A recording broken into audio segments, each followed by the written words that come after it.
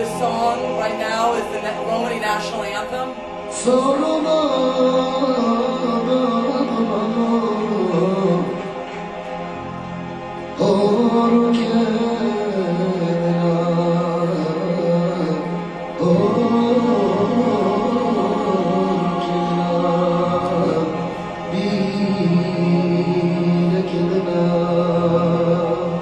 I want to actually begin with a quote that I heard on The Current, and The Current is a comment, kind of a news commentary section on CBC. Is anyone here familiar with it? The Current? Excellent. All right. So this great quote, and it says, "In France, the fear is behind every burqa. There is a bigger problem. There is a Roma." And I heard this on August 19th, 2010, and I had to laugh a lot. Because why is this showing up, by the way, on Canadian broadcasting? So depending on where you get your information from, the world has become an increasingly dangerous place for gypsies. Roma are being poisoned in a still smoldering war zone. They are being chased out of a country that prides itself on, watch me butcher the French, liberté, égalité, fraternité. And their homes are being burned in the birthplace of democracy.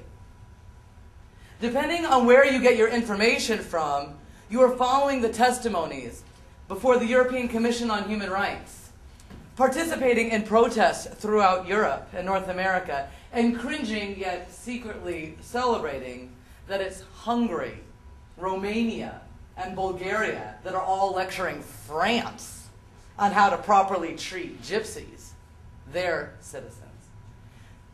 Depending on where you get your information from, you have no idea what I'm talking about, or you're shaking your head in disgust of these criminal beggars while wondering why the hell anyone is up in arms anyway. But there is no denying that there's a change. And although the current situation in Europe has been framed as states versus states and the battling of the identity of the European Union, it is also the growth of Romani activism itself. For, as a Romani activist based in Toronto wrote in the New York Times letter to the editor, quote, "Perhaps the one good thing that is happening based on the expulsions from France is that Roma, for the first time ever, have made it on the front pages of the New York Times. I should add that more than ever before, it is the Romani pen crafting the message, challenging neglect and the frame of perpetual victimhood." This paper will trace the changing use of media by Roma people, arguing that as Roma become more engaged in the creation, targeting, and dissemination of their media, their effectiveness at advocating for change has increased.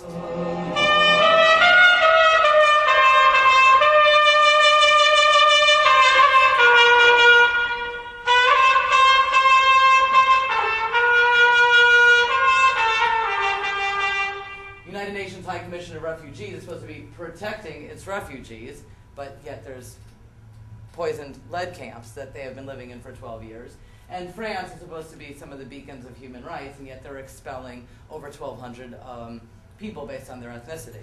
So if we look at Patrick Ball's idea of the hypocrisy theory, both of these should actually be generating the same kind of responses. And yet there's 608 hits on English language media since July 28th, when Sarkozy made this announcement of expelling Roma on the basis of their ethnicity. 608 in English language media, compared to 89 hits of what happened in the Kosovo lead camps since 1999. Let me repeat that again. 608 in 3 months, 89 in 12 years. So there's obviously a difference in terms of the mainstream media's response to this. And although I'm focusing on the rise of Romani advocacy as demonstrated by their presence in mainstream media and the organizing that's taking place through Romani media, I'm couching this explanation that media activism is actually changing the face of activism on the ground by couching it in this larger explanation of the fields of transnational movements and media advocacy. And I'm really borrowing a lot on this book, this compilation by De Jong, Shaw, and Stammers, which is called Global Activism, Global Media. It's an excellent compilation, and I'm really drawing a lot on that. And what de Jong, Shaw, and Stammertz correctly point out is there's currently a gap in the literature looking at the relationship between transnational movements and media advocacy. Quote, despite the fact that much of our information and knowledge about activism is necessarily mediated through mainstream or alternative media, there is little attention paid to the nature of media and the mediation of activism. And I am trying to respond to that gap. So again, borrowing from de Jong, Shaw, and Stammertz, understanding that the relationship between media and hegemony is not static, but rather, quote, continuous and creative, I note that for perhaps the first time, Roma throughout Europe and the Americas are not only continuously reporting on what's happening to them, but are also creating new frames for how they want to be seen, and thus helping shape what their futures can be. I'm going to actually repeat that sentence because it's kind of a big idea there. So I note that for perhaps the first time, Roma throughout Europe and the Americas are not only continuously reporting on what is happening to them, but are also creating new frames for how they want to be seen, and thus helping to shape what their futures can be. And I hope that by learning from the unfolding experiences of Roma generating and distributing information for the purposes of trying to influence state and international politics, we, as activists and academics, and as activist academics, which is how I like to put myself, can better understand the role of creating media and affecting change.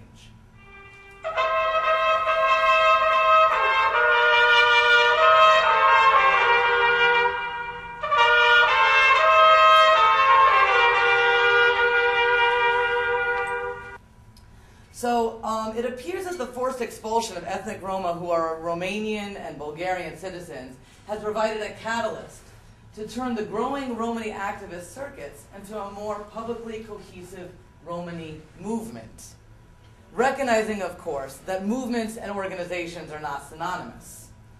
And that's why I really want to say that although there's been Romani activism taking place, it's been argued since the latter part of the 1800s, but definitely since 1971 with the founding of the World Romani Union, I think now we're seeing what could be considered a Romani movement. And that's a pretty provocative statement that I'm making there, especially as a non-Romani person, and I know that.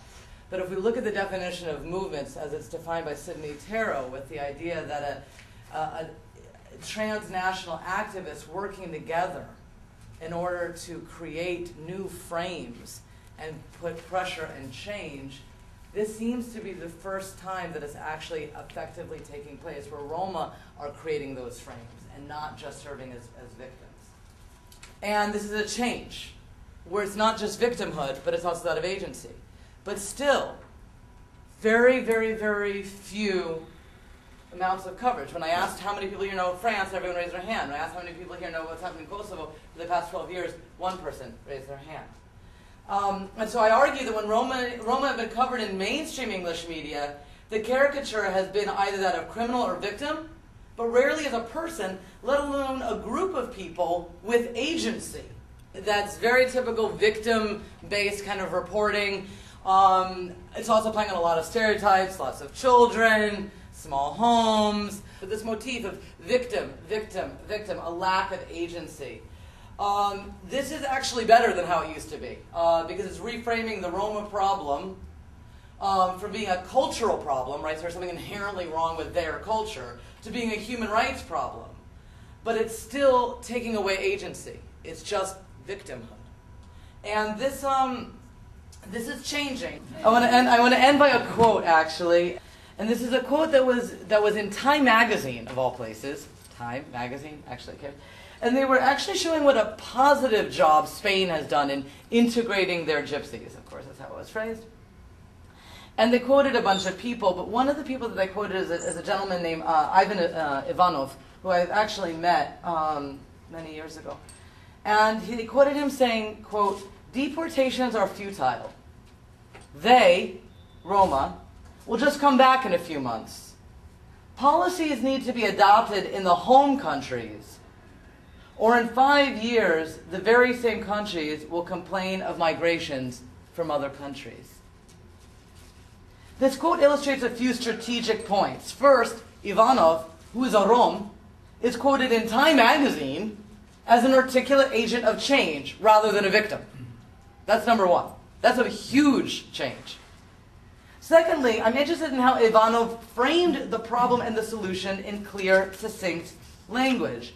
The problem is framed both as the deportations, but also the rampant human rights violations, including poverty, which is getting framed as a human rights violation that's found in the home countries. And that if you fail to address the source, the structural issue, the systemic issue, then even Western countries who are doing a good job with their Roma, like Spain, will be complaining in the future. So again, he's reframing the debate so that it's not just reactionary. And I want to really just end this by saying that citizens of the European Union are getting kicked out of France for being Roma. This is now considered a truism in the mainstream press. But this is a frame that was created by Romani activists, working in coalition with other advocates of human rights. European identity and democracy are being framed here, are being used here, but they're being used very strategically. And there are certain things that just play well. Yes, there's issues with Bulgaria and Romania and France and the European Union, absolutely. But there are also strategic forms of grafting this situation. And again, I'm borrowing from Richard Price here, grafting this situation into a European consciousness so that it's actually getting picked up by everybody from the Pope to Angela Merkel to Time magazine. An example of reclaiming and not just being victims, but actually framing itself. Thank you very much.